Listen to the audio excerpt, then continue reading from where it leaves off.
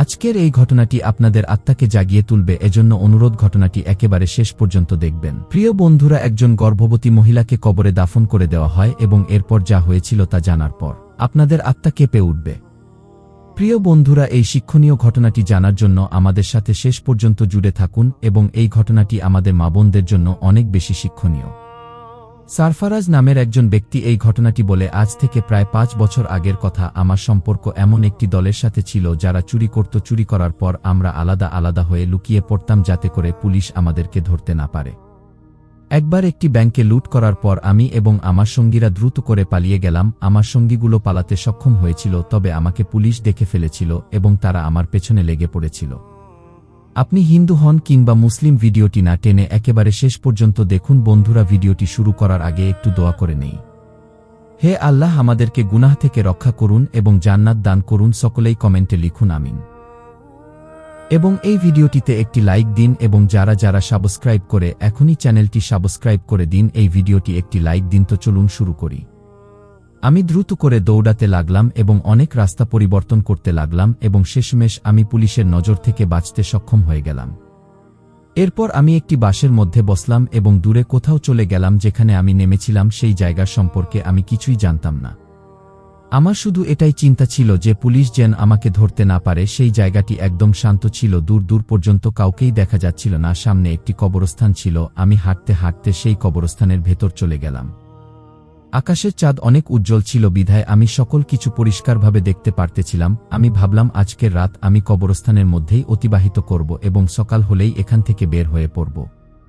আমি অনেক শক্ত একজন মানুষ ছিলাম, তবে এর আগে কখনোই আমার অবস্থা এমন হয়নি যেমনটা সেদিন রাতে হয়েছিল। সেই রাতে আমি সিদ্ধান্ত নিয়েছিলাম যে এরপর থেকে আমি এমন ধরনের কোনো কাজ করব না, যাতে করে আমার জীবনের ঝুঁকি হবে। আমি খারাপ দেখতেছিলাম না, তবে খারাপ বন্ধুদের সাথে আমি এমন হয়ে গিয়েছিলাম। আমি কবরস্থানের মধ্যে একটি কবরের কাছে গিয়ে শুয়ে পড়লাম। আমার কাছে একটি চাদর ছিল যা অনেকটাই মোটা ছিল। চাদর নিজের উপর নিয়ে আমি ঘুমাতে যাচ্ছিলাম, তবে তখনই আমি একটি আওয়াজ শুনতে পাই। আওয়াজটি শুনে কোনো একটি মেয়ের মনে হচ্ছিল যে বলতেছিল, ভাই আমাকে মেরো না।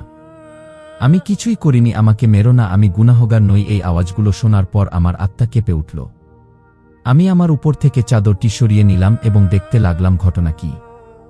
আমি যখন দেখতে লাগলাম তখন আমার সামনে 4 থেকে 5 জন ছেলে দাঁড়িয়েছিল এবং তারা একটি মেয়েকে টেনে হিচড়ে কবরস্থানের মধ্যে নিয়ে যাচ্ছিল। সেই ছেলেগুলোর মধ্যে একজন ছেলে বলতে লাগলো, তোমার কি একটু লজ্জা হলো না? তুমি আমাদের সকলের সম্মান ডুবিয়ে ফেলেছ। আমরা তো মনে করেছিলাম তুমি খালাদের বাসায় আছো, তবে এখন আমরা জানতে পারলাম যে তুমি হারাম সম্পর্কে লিপ্ত হয়ে না জায়েজ সন্তানকে নিজের পেটের মধ্যে পালন করতেছ। একটি ছেলে সেই মেয়েটিকে ধরেছিল এবং বাকি 4 জন কবর খনন করতে ব্যস্ত হয়ে পড়েছিল। কবর খনন করার পর সেই 5 জন ছেলে সেই মেয়েটিকে কবরের মধ্যে ফেলে দিল এবং তার উপর মাটি চাপা দিতে লাগল। এই দৃশ্যটি দেখে আমি হতবাক হয়ে গিয়েছিলাম এবং অনেক অবাক হয়ে গিয়েছিলাম। তাদের মধ্যে একজন ছেলে বলতে লাগল, দ্রুত করে দাফন করো, না হলে কেউ দেখে ফেলবে। সেই ছেলেগুলো তাড়াহুড়ো করে কোদাল এবং বাকি জিনিসপত্র সেখানে রেখে চলে গিয়েছিল। আমি দ্রুত করে সেই কবরটি খনন করতে শুরু করলাম, কেননা আমি দেখেছিলাম সেই মেয়েটিকে তারা জীবিত অবস্থায় কবর দিয়েছে। আমি আমার পুরো শক্তি দিয়ে চেষ্টা করতেছিলাম সেই কবরটি খনন করার জন্য এবং মেয়েটিকে বের করার জন্য। আমি কোনো নেক মানুষ ছিলাম না, আমি একজন সাধারণ মানুষ ছিলাম। তবে আমার জায়গায় যদি অন্য কোনো মানুষ থাকতো তাহলে তারাও এই কাজটি করত এবং সে কবরের মধ্যে সেই বাচ্চাটিকে জন্ম দিয়েছে। আমি সাহস করে সেই বাচ্চাটিকে এবং সেই মেয়েটিকে সেখান থেকে বের করলাম। আমার যে চাদরটি ছিল সেটির দ্বারা আমি সেই মেয়েটির শরীর ঢেকে দিলাম। মেয়েটির অবস্থা খারাপ ছিল এবং সে অনেক ব্যথা পাচ্ছিল। এর উপর আমি সেই মেয়েটিকে সেই জায়গায় নিয়ে গেলাম যেখানে আমি লুকিয়ে থাকতাম। যখন সেই মেয়েটি একটু সুস্থ হল তখন আমি তাকে তার ঘটনা সম্পর্কে জিজ্ঞাসা করলাম। সে তার কাহিনী বলা শুরু করল। বলতে লাগলো, আমার নাম জুলেখা, আমি একটি নেক ম্যান ছিলাম। একদিন হঠাৎ করে কলেজ থেকে ফেরার সময় একটি ছেলে আমার পিছু করতে লাগে এবং সে আমাকে একটি চিঠি দেয় যার মধ্যে লেখা ছিল যে সে আমাকে অনেক ভালোবাসে। তার নাম্বারও নিচে লেখা ছিল। প্রথমে তো আমি তাকে না করে দিতে চাইছিলাম, তবে শয়তান আমার উপর ভর করে বসেছিল এবং এরপর আমি তার নাম্বার ডায়াল করে তাকে ফোন করি।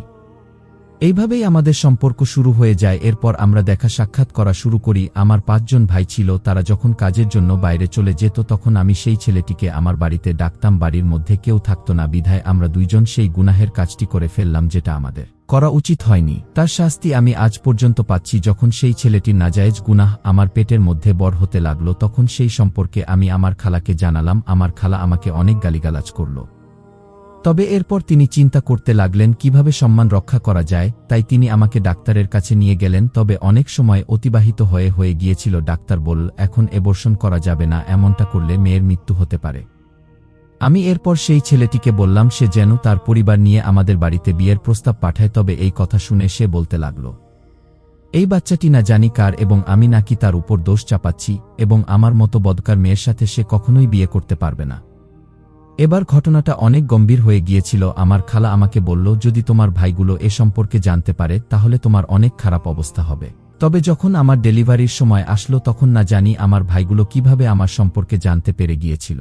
এরপর তারা আমাকে জীবিত কবরে দাফন করে দিল। যখন তারা আমাকে কবরে দাফন করে দিয়েছিল তখন আমার দম বন্ধ হয়ে আসছিল। আমি চিৎকার করতে লাগলাম এবং আল্লাহর কাছে প্রার্থনা করতে লাগলাম। আমি ব্যথায় কান্না করতে লাগলাম।